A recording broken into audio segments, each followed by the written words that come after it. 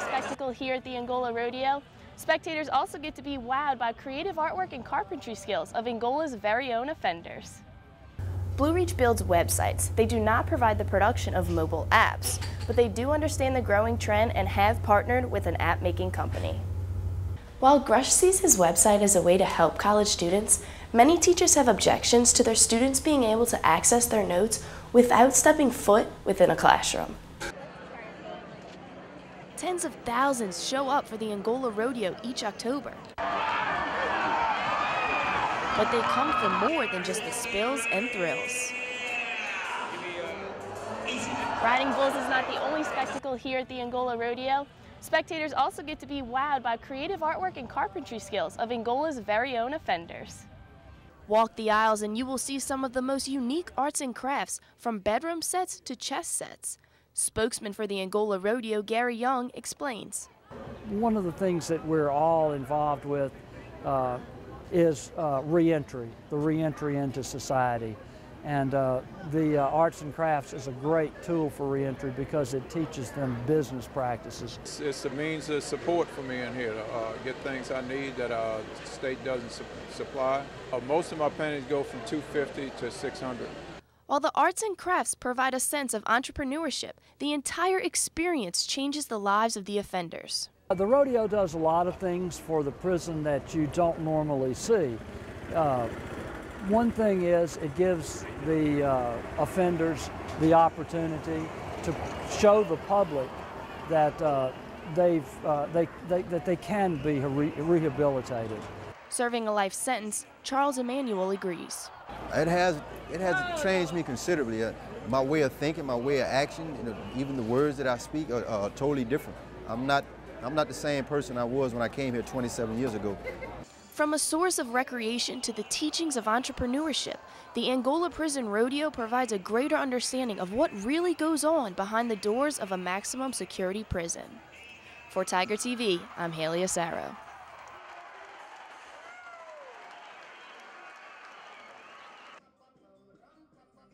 While many link pole dancing to an exotic form of entertainment for men, this type of dance has transformed into a fitness craze for women of all ages and sizes. Owner of Teaze Fitness in Baton Rouge, Soy Nwandi, says this type of fitness is not solely based on pole dancing.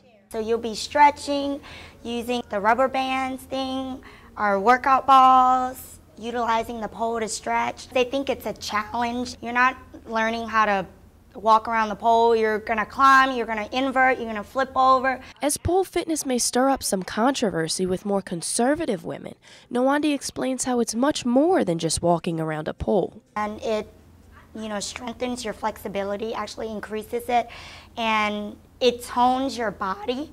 So you're not really losing weight, you're toning most of it. In a recent study, 85% of 600 pole dancing women said that pole dancing not only increased their fitness and their strength, but also increased their confidence in their body. An avid believer in pole fitness, Victoria Norman, says she was tired of her repetitive workout routine. And I got kind of bored with my usual routine, so I decided to try the pole dancing class. It was just such a different experience. It wasn't just the dancing, it was the yoga, the Pilates.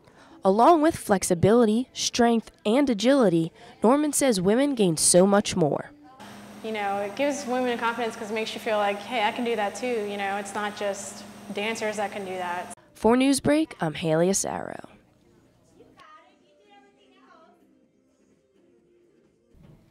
Every day, students walk in front of the 459 Commons Dining Hall in Blake Hall's parking lot and pass this.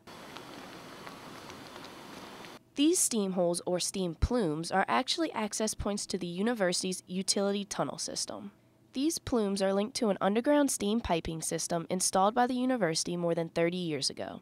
Executive Director of Facility Services Bobby Petrie explains why steam rises out of these access points. When we get water that builds up in the tunnels and it touches the lines, it boils off, and that's why the steam comes out. Facility Services has put a powdered insulating material called gilsolate inside the plumes to try and stop the steam from rising. Assistant Director of Facility Services Jim Main explains why many have mistaken this material for sand. The pressure from this steam leak was pushing the gilsolate out of the hole and causing it to look like almost like a prehistoric site. While many students may not know the exact cause of the steam, they can easily identify the odd smell that these steam plumes send into the air. I think the steam holes are really smelly, and on a hot day, the steam is really irritating. I think they look dirty and they smell gross, so I don't think they promote our campus very well. This smelly steam is due to additives called amines that are put into the water before they run through the boiler system to protect the equipment from corrosion. Facility Services has received a grant of about $4.2 million to fix this. They plan to use about $1 million to re-insulate the underground piping system. There's been improvements, but the ultimate fix is a good, proper insulation. Facility Services is doing its best to try and tame what students call a hot mess. Reporting for Newsbreak, I'm Hayley Asaro.